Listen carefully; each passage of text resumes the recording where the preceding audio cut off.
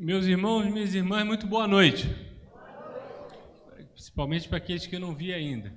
Cheguei mais cedo hoje, estive lá na palestra com os irmãos diáconos, diaconisa. Foi uma bênção, foi uma satisfação muito grande poder estar com os irmãos mais uma vez. E aí o pastor me ligou pela manhã, eu já estava me preparando para sair de casa, porque de manhã ia pregar na URCA, na PIB URCA. Aí o pastor me ligou, de manhã e falou: pastor, o irmão já está com a mão na massa, né?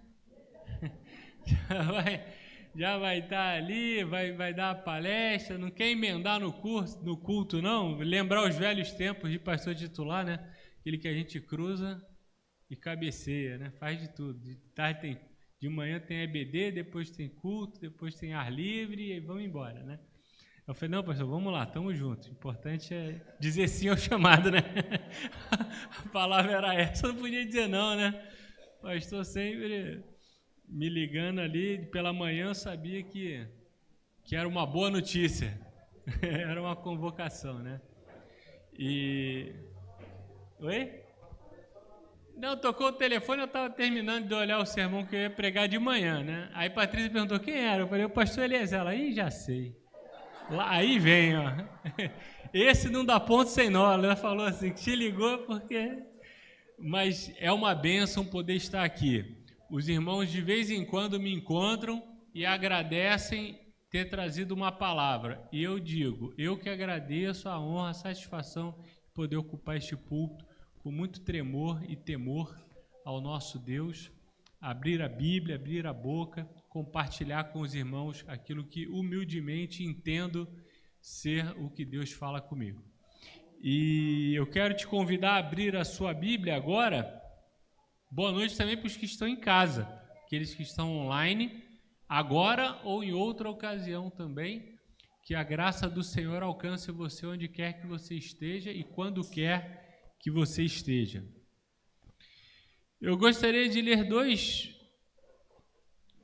textos rápidos, dois trechos pequenos. Eu vou ler primeiro somente o Salmo e depois nós leremos o provérbio. Mas nesta noite eu gostaria de refletir com os irmãos sobre o seguinte tema: quando o pedido vira peso e a bênção vira vida. Salmo 106, versículo 15. Diz assim, na Nova Versão Internacional: e Deus lhes concedeu o que pediram, mas fez-lhes definhar-lhes a alma. Palavras do salmista. E Deus lhes concedeu o que pediram, mas fez definhar-lhes a alma. Tem uma outra tradução da Bíblia, a Mensagem, que eu gosto muito, é uma paráfrase, e diz assim, o 106, 15. Ele deu a eles o que pediram, mas com isso o coração deles ficou vazio. Mas com isso o coração deles ficou vazio. Tem uma frase atribuída às vezes a Oscar Wilde, um escritor inglês do século XIX, e às vezes a Bernard Shaw, que também é um inglês. O pessoal na Inglaterra gosta de ser frasista, né? Eles saem com umas frases boas. E diz assim: somente há duas desgraças na vida. Uma é não conseguir o que se quer. A outra é conseguir. Há uma tensão profunda entre o que nós queremos e o que Deus quer para nós. Pode ser a mesma coisa, mas pode ser muito diferente. O salmista ele fala de um povo que recebeu o que pediu, mas perdeu a alma por receber.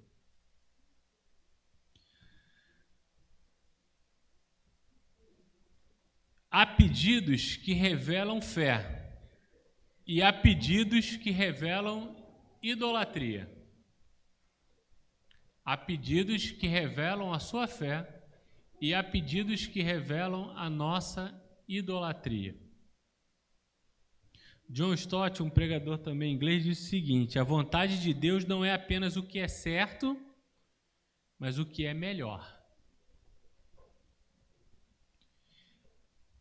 Nesse conflito entre o desejo que consome e a bênção que restaura, no meio deles estamos nós, homens e mulheres, seres humanos, que muitas vezes nem sabemos o que queremos,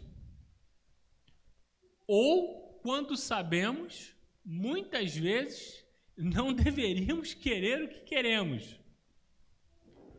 Muitas vezes somos abençoados por não receber o que queremos. E muitas vezes buscamos maldição por querer o que queremos. O Salmo 106, ele é uma confissão nacional de Israel, o povo de Deus. Se você ler desde o início, você verá que ele recapitula a história da rebeldia do povo no deserto, desde o Egito até chegar à peregrinação da terra prometida de Canaã. E mostra que Deus atendeu pedidos daquele povo, porém pedidos que revelavam cobiça e não fé, idolatria e não fé. Um povo que o próprio Antigo Testamento diz que era um povo de dura cerviz. Cerviz, né? Essa parte aqui da cervical. Ou seja, quem tem isso aqui duro é porque não baixa a cabeça. Era um povo que não baixava a sua cabeça. Um povo crente do seu poder, da sua importância e exigia de Deus. Esse povo de dura cerviz, versículo 13 e 14 do Salmo 106 diz: lembraram-se de Deus, mas logo se esqueceram de suas obras. Lembraram-se de Deus, mas esqueceram-se de suas obras. O verso 15 é uma sentença trágica. Deus lhes concedeu o que pediram, mas fez definhar-lhes a alma. Expressão terrível, né? E altamente sensibilizadora. O que é uma alma que definha? Alma é onde estão os nossos sentimentos mais profundos, o que abate o nosso espírito ou o que alimenta o nosso espírito. Uma alma que definha é como o salmista diz que aconteceu com aqueles que exigiram de Deus o que exigiram e foi-lhes até concedido, mas sua alma definhou. O verbo definhar no hebraico aqui é hazak nefesh, sugere enfraquecimento interior, um esvaziamento espiritual. É um povo, é uma gente cheio de querer, cheio de desejos, cheio de exigências, mas com a alma vazia. Com a alma vazia. Deus não negou o pedido, mas negou o propósito da bênção. Eles receberam o que queriam, mas perderam o sentido de existir. Uma alma que definha, uma alma vazia, é uma vida que perde o seu propósito de ser. A bênção fora do tempo de Deus é maldição disfarçada. Bênção fora do tempo de Deus é maldição disfarçada. Receber o que se quer nem sempre é sinal de favor. Às vezes é sinal de juízo pedagógico de Deus. Deus te ensinando que o que você quer não é bom para você. E às vezes Ele permite que você tenha, só para você chegar à conclusão óbvia de que Deus tinha razão. Há bênçãos que Deus retém por amor, porque nos fariam menos felizes, menos humanos. Deus, em sua misericórdia, nos nega o que pedimos para nos dar o que precisamos. Perceba que esse povo de dura cerviz, de coração endurecido, que desejava o que achava que era melhor, que tinha algo que cobiçava para obter e exigia do seu Deus receber, recebeu, mas não foi abençoado. O que recebeu transformou-se em maldição, não em bênção, por não ter sido na vontade, no propósito e no tempo de Deus. Mas um texto tão duro para uma noite tão agradável de primavera, né, pastor? Um texto que define a alma, que esvazia a alma.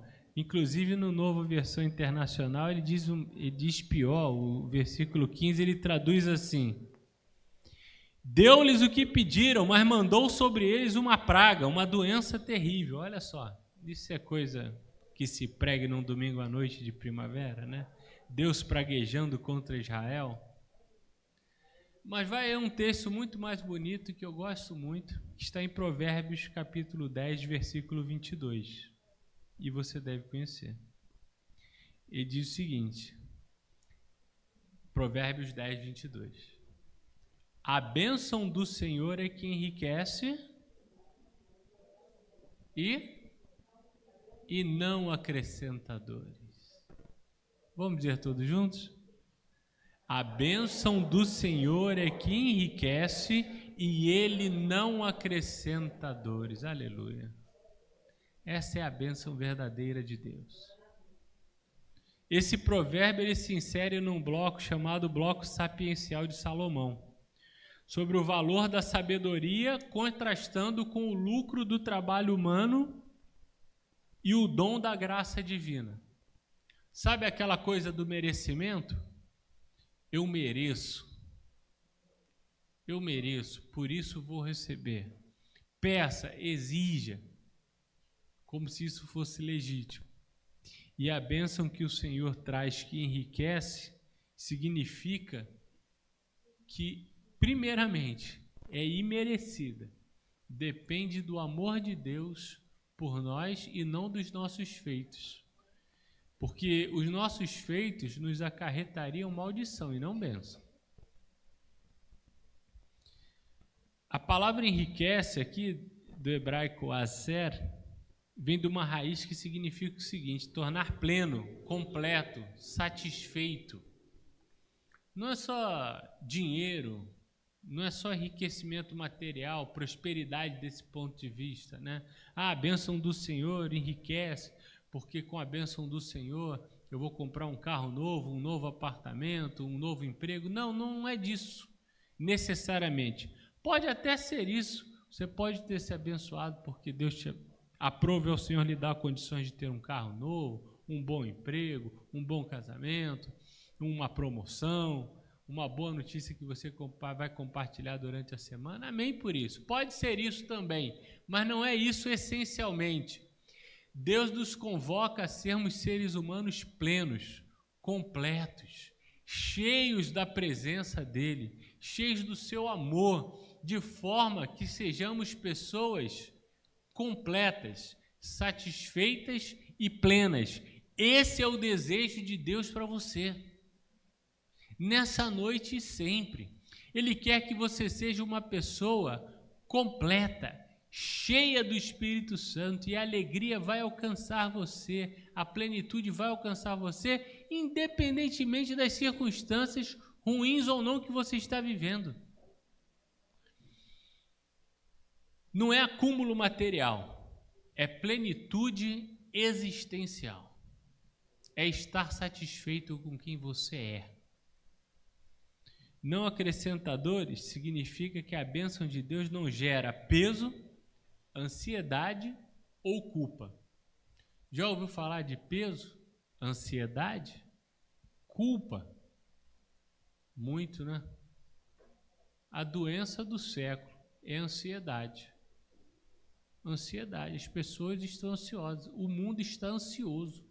As pessoas estão nervosas, cansadas de viver. Eu contei uma experiência agora nessa palestra de diácono, se me permitem, vou repetir. Eu trabalho no centro do Rio, num lugar que é um prédio comercial famoso, bem grande, com várias empresas importantes, até a TCA da Odete Reutemann está lá também. Enfim, quem viu lá a novela sabe. Tem o BNDES, tem o Banco do Brasil, tem enfim, vários prédios gigantes, Petrobras, prédios gigantescos, pessoas de negócios vão para cima e para baixo atravessando a Avenida Chile, mas tem uma catedral, que é a Catedral Metropolitana do Rio, então tem alguns religiosos que passam por ali. E eu vi um rapaz, jovem até, que me parecia, eu não sei distinguir, desculpa a ignorância, não sei se ele era um frei, um monge, um frade. Padre não era, porque ele não estava usando batina, ele estava usando aquelas roupas de frei com uma corda, aquela simplicidade do frei. E ele andava, e ele cruzou comigo, eu estava atravessando a Avenida Chile, ele vinha de lá falando no celular, que já é uma coisa interessante, né? Que já é errado falar no celular andando. Só quem está muito nervoso ou com pressa que faz isso, embora todo mundo esteja assim, com pressa e nervoso. E ele vinha no celular brigando com alguém, chamando, falando alto, brigando, isso não é possível, é nervoso. Eu parei para ver aquela cena, Assim, eu no meio de um monte de homens e mulheres de negócios, para cima e para baixo, com seus problemas, com seus papéis, um homem religioso que, para mim, ia passar paz, tranquilidade, harmonia, o sujeito estava nervoso, brigando, quase xingando no telefone. E eu pensei, não está fácil para ninguém, se por frei, se por frade, né, pro homem lá, o franciscano lá, ele está assim desse jeito, imagina quem está na empresa aqui, né? Perceba que isso é uma característica do mundo moderno, a ansiedade que nos alcança. E a bênção de Deus não acrescenta ansiedade. A bênção de Deus traz leveza para nossas vidas, meus irmãos. Almeje isso. Almeje ser um homem de negócios de sucesso, almeje ser uma mulher de negócios de sucesso, almeje uma boa faculdade, almeje uma boa posição, almeje conforto financeiro para sua família. Faça tudo isso, isso é importante. É bom que você queira, mas não exija coisas de Deus. Peça e renda-se a Deus para que Ele te abençoe no tempo próprio, com plenitude de vida. E todas as coisas vão se ajeitar. A verdadeira bênção não rouba a paz, ela amplia a vida. Se você se sente, não está em paz, aquilo não é bênção. Você conseguiu o que queria, mas não está em paz, não é bênção, não vem de Deus. Enquanto o Salmo mostra um desejo que adoece, o provérbio mostra uma graça que cura, uma bênção que não acrescenta dores. Moltmann, um teólogo alemão, diz o seguinte: a bênção de Deus é sempre escatológica, ela aponta para a plenitude da nova criação. Sabe o reino de Deus, o sinal escatológico, o futuro do reino de Deus? Ele acontece hoje e agora na tua vida, meu irmão, quando a bênção de Deus se completa em você no tempo certo. As pessoas enxergam em você um sinal do reino de Deus. Não é uma dádiva para o ego, uma coisa que te satisfaz e só você, privadamente, particularmente, não. É um prenúncio do reino. E conectando esses dois textos, tanto do Salmo, em que a vontade humana insiste em receber o que acha que merece, e o provérbio, que diz que a vontade divina é que, na verdade, abençoa, eu gostaria de chamar a atenção para a maturidade espiritual que nós devemos alcançar e desejar. Maturidade espiritual é quando a oração muda de Senhor, faça a minha vontade para Senhor, me ensina a desejar o que o Senhor quer para mim. Me ensina a desejar o que o Senhor quer para mim. A crise da fé moderna é que buscamos em Deus a confirmação dos nossos projetos e não a transformação dos nossos desejos. Você ora para Deus confirmar aquilo que você já sabe que quer. E você quer que Ele queira como você. Quando devemos orar buscando, aí sim, a vontade de Deus. E a vontade de Deus que seja transformar os nossos desejos em bênçãos. O resultado é a espiritualidade cansada, cheia de conquistas, mas vazia de sentido. E Jesus disse, de que vale ganhar o mundo inteiro e perder sua alma? Parece que ele leu esse salmo, né? Certamente leu esse salmo. Há um cristianismo utilitário, que é aquele que usa Deus como meio e não como fim das coisas. Exija, declare. Né? É a igreja, é o pastor, é o líder, enfim, que manda você declarar bênção, declarar vitória, só não declara imposto de renda. Só nega. Né? Isso não é bíblico, meu irmão. Aliás, até quando isso acontece, o que acontece é uma alma que se esvanece. A teologia da bênção é aquela que diz que o que enriquece plenamente não acrescenta dores. Bênção não é o que recebemos, mas é o que nós nos tornamos. O que nós nos tornamos. A verdadeira bênção não é externa, ela é transformacional. Ela tira você de um patamar de vida para um outro. Ela faz você ir além, como nós cantamos aqui. Ela enriquece porque forma caráter, não apenas aumenta recursos. Transforma você num homem e numa mulher melhor. A bênção é relacional, ela vem de um relacionamento com Deus, não de uma negociação. Deus é Deus, Deus é o Senhor Todo-Poderoso, Ele está aqui para negociar com você, não. Eu faço isso, o Senhor me dá isso, por que eu faço isso e o Senhor não me deu ainda? Se eu peço, se eu ajo dessa maneira, isso está fora de cogitação, meu irmão, isso é maligno. Quem negocia é o diabo. Deus não está aqui para negociar com ninguém, Ele é Deus, Ele é o Senhor das nossas vidas. E mais, o Senhor é o meu pastor, nada me faltará, diz o salmista no primeiro verso do 23. É o ser do Senhor que é a bênção. O Senhor que é o meu pastor. Nada vai me fazer falta porque Ele está comigo. Ele que é a bênção originária que faz com que a sua vida passe a fazer sentido. A bênção ela é sustentável. O que é dado por Deus não destrói. O que é conquistado pela cobiça, sim. A bênção de Deus não vem com peso, culpa, desgaste emocional. O próprio Jesus disse, né? Onde estiver o seu coração, estiver o seu tesouro, estará também o seu coração. E não ajunteis tesouros na terra, onde a traça e a ferrugem consome. Isso é a bênção entre aspas, que você acha que ganhou quando exige de Deus e recebe aquilo que necessariamente não é o que Deus queria para você. A traça consome essas coisas. O ferrugem destrói, mas a bênção verdadeira, aquela que não acrescenta dores, essa dura para sempre. A bênção é o modo de Deus restaurar a alegria da criação. É a reconciliação dele conosco. Essa é a verdadeira bênção. precisamos muito ter discernimento. Eu sei disso. Não é simples, né, pastor? Saber o que eu quero, se o que eu quero é o que eu devo querer e se o que eu quero é o que Deus quer. Isso não é simples. Nem sempre é simples. Às vezes é, mas nem sempre é. Peça discernimento a Deus. Peça sabedoria, como diz nos provérbios. Deus dá sabedoria a quem pede.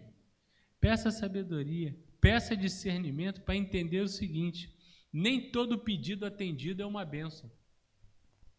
Nem tudo que você recebe porque você quis vai te abençoar. Às vezes Deus nos dá o que pedimos para que percebamos o vazio espiritual e existencial desse pedido, como no versículo que lemos do capítulo 106 dos Salmos. A bênção é graça, não é conquista. Eu conquistei, é meu porque eu mereço, eu fiz por merecer. Isso não é bênção. Isso não é bênção. Bênção imerecida. Porque Deus nos ama, ele é fruto da relação com Deus e não do mérito. A bênção de vida nunca acrescenta dor. O que vem de Deus promove descanso e não exaustão.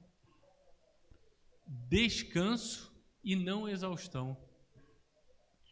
Ore para desejar o que Deus deseja. Busque o Deus da bênção, não apenas as bênçãos de Deus. O Deus das bênçãos, não somente as bênçãos de Deus. E concluindo, meus irmãos, o povo de Israel recebeu o que quis e perdeu a alma. Salomão descobriu que a bênção de Deus é que enriquece e ela não traz dor. Para esta semana, eu faço um convite para você. Substitua a pressa pela confiança. Substitua a pressa pela confiança. Troque pedido por discernimento. Prefiram a bênção que transforma a dádiva da sua vida ao que te adoece. Fé imatura pede. Fé madura se rende. E esse precisa ser o desejo do nosso coração. Esperar em Deus é crer que Ele ainda vai nos ensinar o que realmente é bom para nós. Eu sei, de uns eu sei, porque conheço. Dos que não conheço, presumo que a ansiedade consome a nossa mente e o nosso coração ao longo da semana, não é verdade? No trabalho, na faculdade, na família. A gente se preocupa com saúde, com os boletos, né? Aquela coisa, né? O boleto é sempre um vencedor, né? Ele sempre vence, né? O boleto sempre vence. E a gente se preocupa com isso. É legítimo, meu irmão. É legítimo. São preocupações legítimas. Mas não deixe isso tirar a sua paz. Não deixe isso tirar a sua paz. Tenha alegria no seu coração. Peça a Deus discernimento. Peça para Ele te abençoar, sim. Mas que seja a vontade dEle e não a sua. Porque a vontade de Deus é boa, perfeita e agradável. Louvado seja o nosso Deus. Amém.